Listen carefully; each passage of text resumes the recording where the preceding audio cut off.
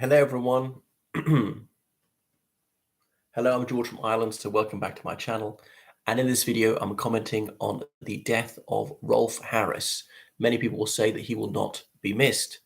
So Rolf Harris has been called to his reward at the age of 93 in Bray, Berkshire. That's just to the west of London. So Mr. Harris, he was for decades one of the United Kingdom's most popular entertainers, cartoonist with his Rolf's Cartoon Club show on Sunday afternoons in the late 80s, early 90s. He used to watch it. Well known for various hit singles like Timey Kangaroo Down Sport, which was in the top 10 both in the UK, Australia, and indeed the United States. Two Little Boys and so forth. But anyway, his reputation was ruined several years ago when he was convicted of various sex crimes against children. Well, against girls, some of them as young as 8 years old. So the man that people thought was wonderful really was not, and went to prison for several years. Now, I'm not a particularly punitive person. Don't support the death penalty. Don't say, oh, throw away the key. But the sentences he served were actually rather mild, considering what he'd done. And he hadn't done this just once. And it wasn't someone who was just under the age of consent, which would still be illegal. Someone who was several years below it, and so on. Anyway, so Rolf Harris is born in Western Australia to British immigrant parents. They'd shifted from Wales to Australia, and he had one brother. They grew up without an awful lot of money. So yeah, it was just outside Perth where he grew up. Anyway, he then went to the University of Western Australia and he qualified as a teacher there. He was an outstanding artist, painting in oils and so on. And he had his paintings put up in art galleries there, won all sorts of prizes. He was also an outstanding swimmer. And for his age group, he won the first place for the 100 meters in the backstroke and so on. Yeah, he was fantastic at swimming various other strokes, certainly the best in Western Australia.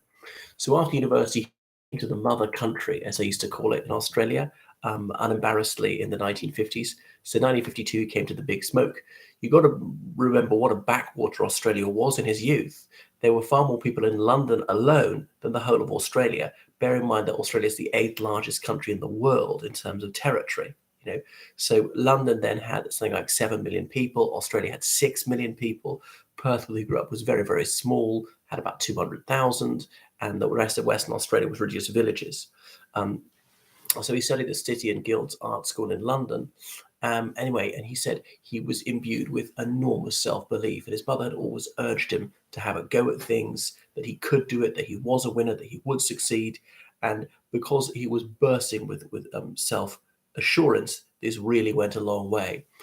And so BBC television was just expanding, and then he got a slot doing a 10-minute cartoon show, a part of a children's program called Jigsaw and things like that.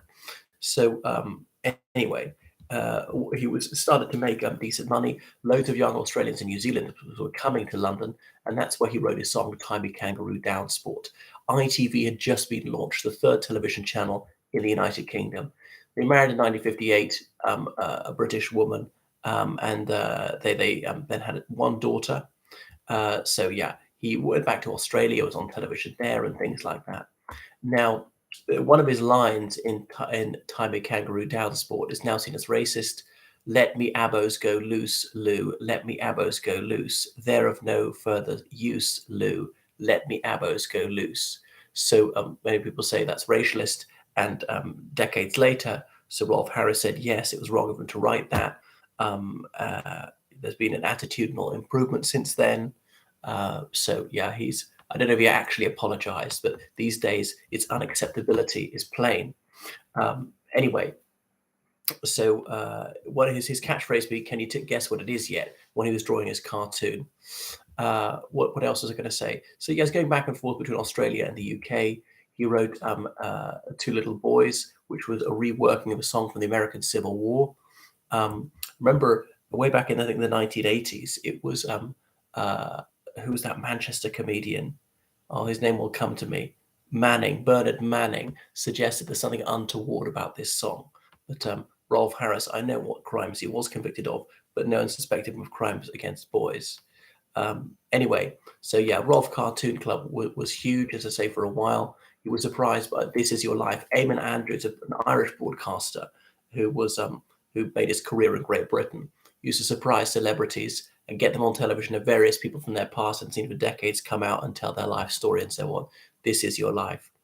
And it's a cruel irony that in 1985, Rolf Harris made a program called Kids Can Say No to tell children to stand up to molestation and to refuse to go along with things if adults were trying to mistreat them in some way. Anyway, so yeah, he did all sorts of programs, and he was a multimillionaire, bought a lovely big house near Maidenhead. That's that's Theresa May's constituency.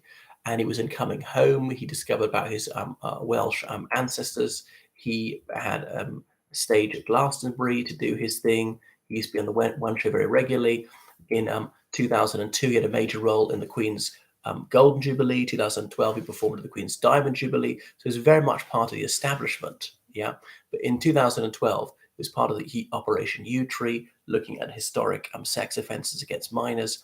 He was arrested in relation to that, charged with various crimes and so on. Yes, he'd invented some sort of musical instrument. His barrister had him demonstrate that. I don't know what on earth that had to do with the case.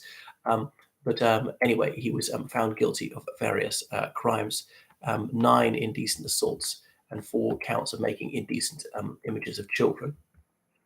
So yeah, so he stood trial at Southwark Crown Court, was found guilty and so on. I can't remember what was his sentence then. Then he was charged with other offences, and some of those were thrown out actually in 2016. So he was free for the last 6 years of his life. He contracted neck cancer. He was unable to walk, died a very sad, lonely old man, reliant on care around the clock. So he died, and his family, he died actually way back on the 10th of May. It's only now that his family have announced it. So that he's already been buried. They didn't want to be protests at his funeral. Yeah. So I don't know what happened with his funeral. I suppose they wanted to keep it secret. His wife and his daughter stayed by him. Yes, he'd done wrong. He committed crimes. He paid for those.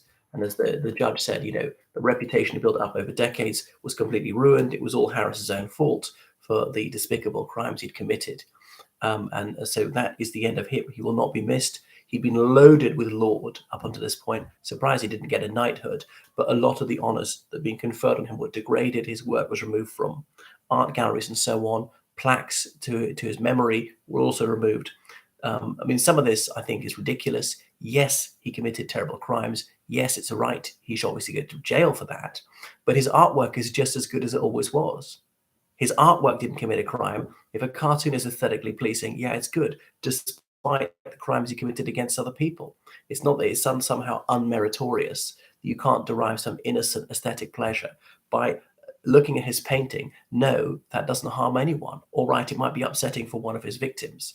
But I do think this idea that we have to destroy all the artwork of someone who's committed a crime is preposterous. You can like the art and loathe the artist. They're not the same thing.